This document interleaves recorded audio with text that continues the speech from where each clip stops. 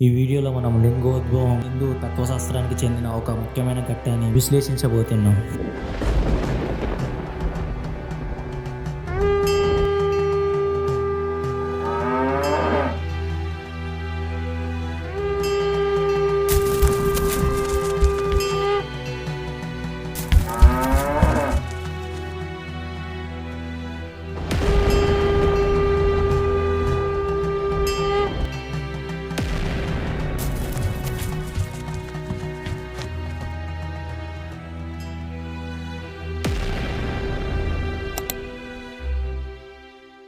ఈ సంఘటన ప్రధానంగా శివుడు, బ్రహ్మ మరియు విష్ణు మధ్య జరిగిన ఒక తాత్విక సంఘర్షణ సూచిస్తుంది.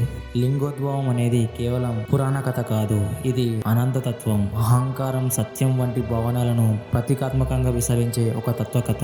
హిందూ సంప్రదాయం ప్రకారం బ్రహ్మ సృష్టికర్తగా వ్యవహరిస్తాడు, విష్ణు రక్షకుడిగా భావించబడతాడు. ఒక సందర్భంలో సర్వోన్నతుడు ఎవరు అనే ప్రశ్న తలెత్తింది.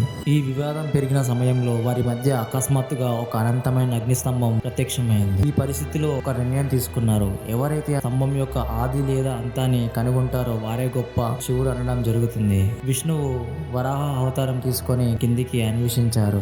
బ్రహ్మ హంస రూపంలో పైకి ఎగిరి అన్వేషించారు. వేల సంవత్సరాల అన్వేషణ తర్వాత కూడా ఎవరికి ఆ స్తంభం యొక్క అంచు కనిపించలేదు. విష్ణువు తన పరిమితిని అంగీకరించారు. తను ఆ స్తంభం యొక్క జాడను కనుగొలేకపోయానని ఒప్పుకున్నారు. బ్రహ్మ మాత్రం పైనుంచి పడుతున్న మొగలి పువ్వును సాక్ష్యంగా చూపించి తను ఆది చూశానని చెప్పారు. ఆ సమయంలో అగ్నిస్తంభం మధ్య నుంచి శివుడు ఆవిర్భవించారు. అబద్ధం చెప్పిన బ్రహ్మకు శాపం ఇచ్చారు. నిజాన్ని అంగీకరించిన విష్ణువును ఆశీర్వదించారు. లింగోద్భవం కథలో ప్రధానమైన తాత్విక అంశాలు అనంతతత్వం, అహంకారం, సత్య స్వీకారం. అనంతతత్వం అగ్నిస్తంభం అనేది పరిమితి లేని సత్యాన్ని సూచిస్తుంది. శివుడు ఒక రూపం కాదు, ఒక తత్వం అని చెబుతుంది. అహంకారం బ్రహ్మ పాత్ర అహంకారానికి ప్రతీకగా సూచిస్తుంది. విష్ణు పాత్ర వినయానికి ప్రతీకగా సూచిస్తుంది. సత్య స్వీకారం సత్యాన్ని అంగీకరించడమే జ్ఞానానికి మొదలుపెట్టు అని చెప్పబడుతుంది. శాస్త్రీయ దృక్కోణం ఈ కథలో ప్రతీకాత్మకంగా పరిశీలిస్తే విశ్వం అనంతం, మన అవగాహన పరిమితమైంది. విశ్వాన్ని నడిపించే కనిపించని శక్తులపై శాస్త్రవేత్తలు పరిశోధనలు చేస్తున్నారు. ఇది నేటి శాస్త్రీయ ఆలోచనలతో అనుసంధానించవచ్చు. లింగోద్భవం జరిగిన సమయం అర్ధరాత్రి అని భావిస్తారు. అందువల్ల మహాశివరాత్రి నాడు అర్ధరాత్రి పూజకు ప్రత్యేక ప్రాముఖ్యత ఉంది.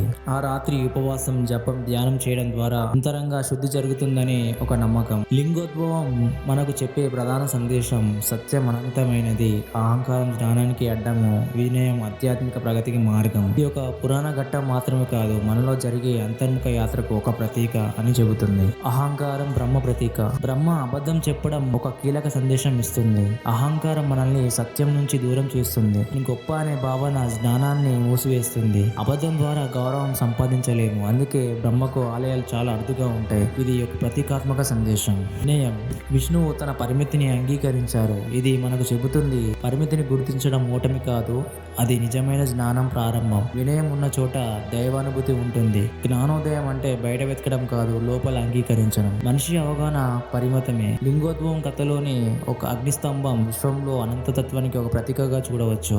ఇది శాస్త్రం మరియు ఆధ్యాత్మికత మధ్య ఒక ఆసక్తికరమైన అనుసంధానం చూపిస్తుంది. ఇలాంటి మరిన్ని ఇంట్రెస్టింగ్ ఫ్యాక్ట్స్ కోసం థింకోపీడియా ఛానల్ని ఫాలో అవ్వండి.